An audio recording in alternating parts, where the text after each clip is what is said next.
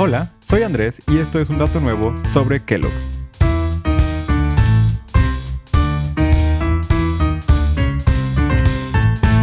El cereal por la mañana es uno de los desayunos más universales que hay y generalmente es publicitado como una comida muy importante y un desayuno equilibrado, aunque irónicamente la mayoría de los cereales comerciales de hoy en día sean básicamente pura azúcar. Puede parecer una comida muy básica, pero a finales de 1800, cuando se inventó, fue completamente revolucionario y era parte de una nueva ola de pensamiento en cuanto a la nutrición de las personas, que buscaba cambiar a una alimentación vegetariana y ligera y, extrañamente, basada fuertemente en espiritualismo y religión. En 1800, la alimentación de la gente no era particularmente la mejor. En Estados Unidos, donde nacería la idea de las hojuelas de cereal, el desayuno generalmente consistía de alimentos que llenaran mucho para el resto del día.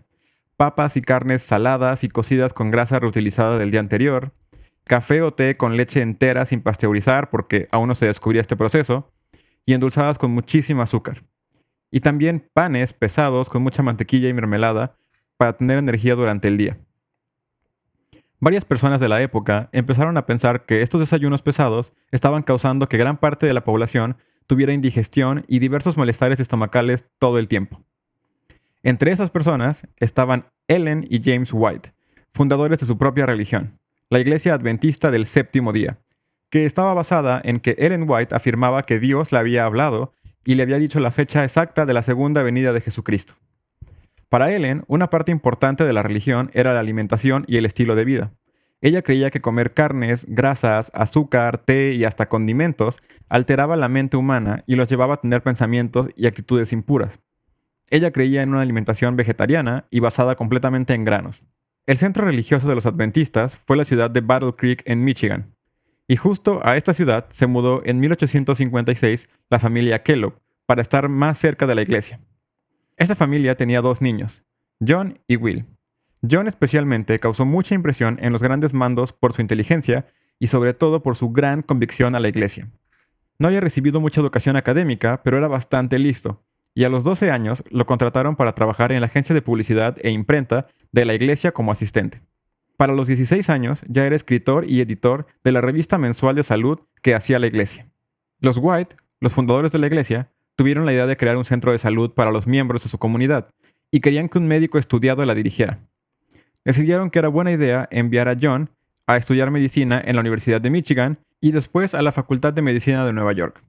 En teoría, la idea era que tener un médico estudiado iba a hacer que todos los procedimientos del sanatorio fueran basados en ciencia real y que la gente viera cómo todo esto que estaban inventando era cierto y tenía ciencia detrás de ello. Pero recuerden que les dije que John no había recibido mucha educación antes de mudarse a Battle Creek, y toda la que recibió después fue impartida por la misma iglesia, que de por sí tenía unas ideas bastante extrañas y se basaba en el hecho de que una persona había tenido visiones divinas. No es casualidad que la gente que dirigía la iglesia hubiera elegido a una de las personas que más fuerte creían en las convicciones que tenían para estudiar, volverse doctor y encontrar justificaciones científicas a lo que intentaban hacer. Durante su tiempo como estudiante, John se empezó a interesar mucho en la alimentación. Cuando pudo ver cómo era la vida fuera de su comunidad, empezó a creer más y más que la alimentación era el problema principal de la humanidad. Y si somos sinceros, la verdad es que no estaba tan equivocado. Hasta el día de hoy, los científicos y doctores siguen creyendo eso y siguen tratando de investigar o inventar nuevas formas en las que podamos alimentarnos de mejor manera, de una manera más saludable y mejorar nuestra expectativa de vida, nuestra calidad de vida o simplemente nuestro humor. Y fue justamente así que John ocupó su conocimiento en medicina para intentar justificar alguno de sus métodos o de sus ideas con las cuales pretendía mejorar la humanidad, o al menos según él. Cuando John regresó a Battle Creek en 1876, se abrió el centro de salud de los adventistas, llamado Battle Creek Sanitarium, y se convirtió en una especie de hotel spa de lujo enfocado a la salud, al que asistían más de 12,000 personas en su mejor momento, incluyendo los personajes más famosos e influyentes como Thomas Edison, Amelia Earhart e incluso varios presidentes de Estados Unidos. El hecho de que este movimiento religioso ya era bastante difundido de por sí y que ahora tenían un centro de salud dirigido por un médico que afirmaba que en base a sus estudios y a la ciencia, todas sus creencias eran correctas y que podían totalmente cambiarte la vida y mejorarte para siempre, le dio bastante popularidad y sobre todo le dio bastante credibilidad. El centro de salud no solamente era dirigido por John, sino que también estaba su hermano Will. John se encargaba de la parte médica y Will se encargaba del lado de negocios y de recursos humanos. John seguía viviendo fuertemente guiado por las doctrinas de su iglesia en contra de los malos hábitos y era bastante extremo.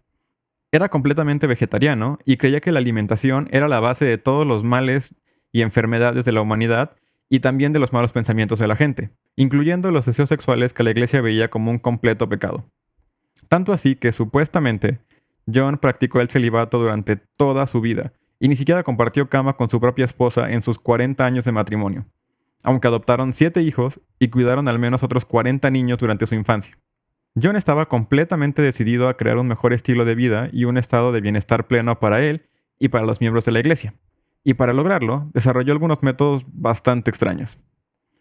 Como muchos doctores de la época, empezó a teorizar que la luz del sol era importante para curar algunas enfermedades. Pero a diferencia de estos doctores, John creía que la luz era primordial para curar básicamente cualquier cosa que te pasara. Diabetes, obesidad, gota, gastritis, sífilis, todo. Además, él creía que el secreto era la luz, no necesariamente el sol, y creó instalaciones en el centro de salud llenas de lo que llamó cama de luz, donde la gente se acostaba con varias bombillas prendidas por horas. Básicamente lo que hizo fue inventar las camas de bronceado, aunque él pensaba que esto era con un propósito de salud. Otro método extraño eran los enemas. John creía fuertemente que los enemas eran extremadamente necesarios para limpiar y purificar el cuerpo de las personas. Y tenía razón y hasta el día de hoy se siguen haciendo, pero lo extraño es que además de los enemas normales, John practicaba enemas de yogurt, porque él creía que eso ayudaría a equilibrar la flora intestinal. La verdad es que era una idea bastante avanzada para su época y tenía cierto sentido. También creó varias máquinas para intentar promover el movimiento intestinal, como sillas vibratorias y máquinas que daban pequeños masajes con golpes en el abdomen y la espalda. Todo esto porque para él, si podías ir al baño más veces, ibas a ser más sano. Todos estos métodos eran practicados en el centro de salud en varios pacientes. Algunos se realizaban en básicamente cualquier persona, como los enemas, o también diversos tipos de baño con diferentes tipos de hierbas y cosas especiales. Pero otros estaban reservados para gente con enfermedades más graves, y algunos podrían parecer hasta barbáricos. Por ejemplo, él creía en la terapia de choque, y estaba convencido de que podía conectar una máquina que él mismo inventó para dar estimulación eléctrica a la gente y curarle todo tipo de problemas. Incluso llegó a afirmar que si conectaba esta máquina a los globos oculares de las personas, podría curar su visión. Además de querer mejorar la alimentación y nutrición de la población, John también estaba muy preocupado por curar una de las cosas que él consideraba el peor pecado posible. Para él, cualquier tipo de deseo o interacción sexual estaba totalmente mal y era un terrible pecado. Y si de por sí estaba mal con una pareja, con uno mismo era mucho peor. Y tenía algunas soluciones bastante extremas para controlarlas.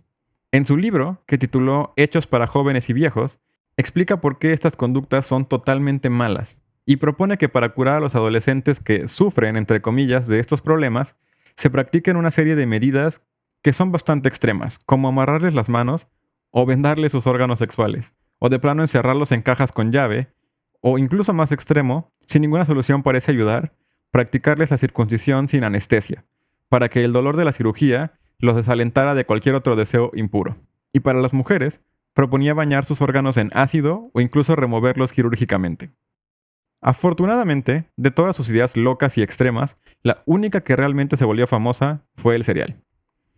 John estaba seguro de que la dieta pesada, llena de estimulantes y difícil de digerir que llevaba la gente era extremadamente dañina para su salud y mente, y estaba determinado a encontrar una dieta mejor. Sus ideales básicos se resumían en unos cuantos puntos. Nunca comer de más, solo comer 2 veces al día, y no comer o beber sustancias estimulantes, que eran para él básicamente todas. Azúcar, especias, tabaco, café, alcohol, té. Para él el punto era comer lo más simple posible. Ya había creado una especie de barrita energética de avena, trigo y harina de maíz que daba como comida en el centro de salud, y básicamente es lo que conocemos hoy como granola. Pero el invento que en verdad tuvo éxito fue cuando encontró cómo hacer hojuelas de maíz. John tuvo la idea de que si su dieta basada en granos ya era mejor que la dieta normal, si cocinaba parcialmente los granos y los ablandaba, quitando la cáscara y todas las partes duras de fuera, los haría aún más fáciles de digerir y por ende más saludables y menos estimulantes. La primera forma del cereal que conocemos vino cuando John comenzó a hervir trigo y aplanarlo hasta crear pequeñas hojuelas, que después tostaba para que quedaran secas y crujientes. Eventualmente cambió el trigo por maíz, y ese fue el origen de los cornflakes. Eran una comida simple, barata y desabrida, y ese era justamente el punto. Entre menos estimulante, mejor. haría el trabajo del cuerpo mucho más sencillo y no incitaría a la mente a tener malos pensamientos. Comenzó a darlo en el sanatorio como desayuno todos los días, emocionado y exaltando lo saludable que era y cómo te mejoraría el día y la vida increíblemente si desayunabas cereal. Y después empezó a intentar comercializarlo fuera de su centro de salud. Aunque John inventó los cornflakes, el éxito comercial es totalmente responsabilidad de su hermano menor, Will. A diferencia de John, Will no era tan extremista en los ideales de su religión, y se le ocurrió que era una buena idea agregar un poco de sal y azúcar al cereal, para hacerlo un poco más apetitoso para el público en general. Obviamente, John estaba completamente en contra. Esto iba completamente en contra de todo el punto de su invención y de su ideología. El azúcar y la sal son estimulantes e irritantes, e iban a hacer que el cereal fuera como cualquier otra comida y llevara a la gente a actitudes negativas y pensamientos impuros. Esto comenzó una rivalidad de hermanos que los separaría casi por el resto de sus vidas. Will, después de pelearse mucho con John, acabó renunciando al sanatorio y creó su propia empresa, la Battle Creek Toasted Cornflake Company, con su firma como sello distintivo de que eran el cereal original de los famosos hermanos Kellogg. Esta compañía evolucionaría a ser lo que hoy conocemos como Kellogg's, y esa firma es justamente el logo que seguimos viendo hoy en día. Los hermanos tuvieron una larga pelea legal sobre el hecho de que Will usara el nombre Kellogg, pero al final de más de una década, Will ganó la pelea y John quedó vetado de usar el nombre para cualquier producto. Will lanzó su versión de cornflakes con sal y azúcar en 1906 y revolucionó el mundo del desayuno. La gente ya estaba de por sí emocionada por estas nuevas tendencias de nutrición y ahora por fin podían unirse con un producto que sabía bien. Si los cornflakes modernos son la versión mejorada y con sabor, imaginen a qué sabían los originales que había hecho John.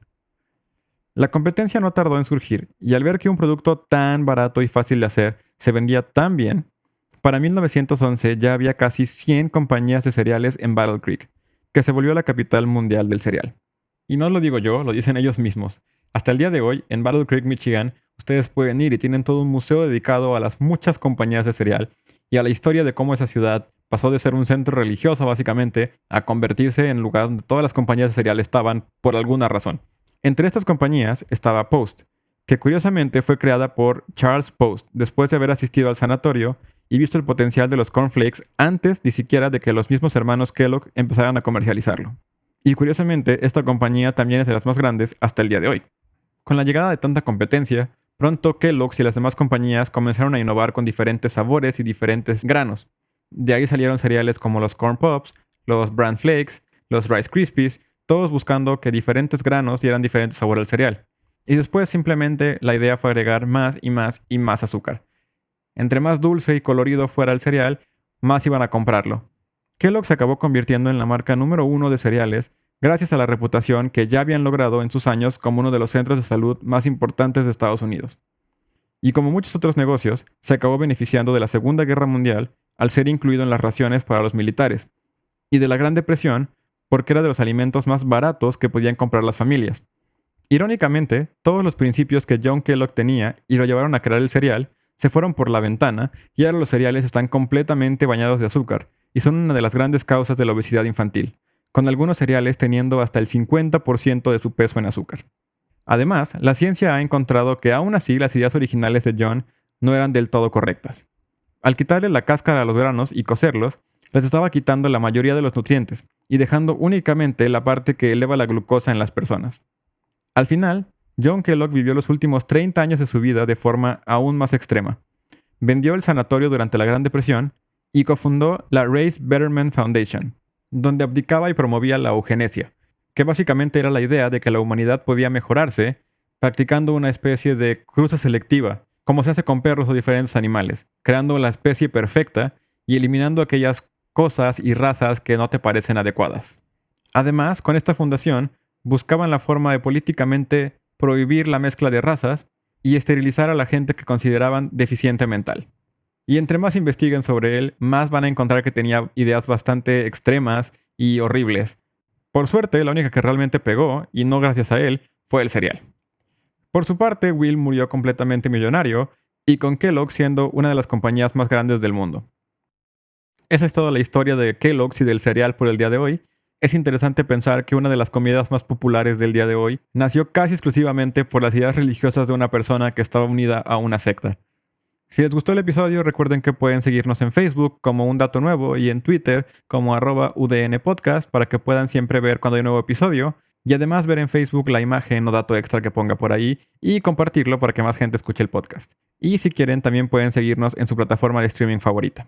Eso es todo, espero que les haya gustado, que lo hayan disfrutado y sobre todo espero que se hayan llevado un dato nuevo. Hasta la próxima semana.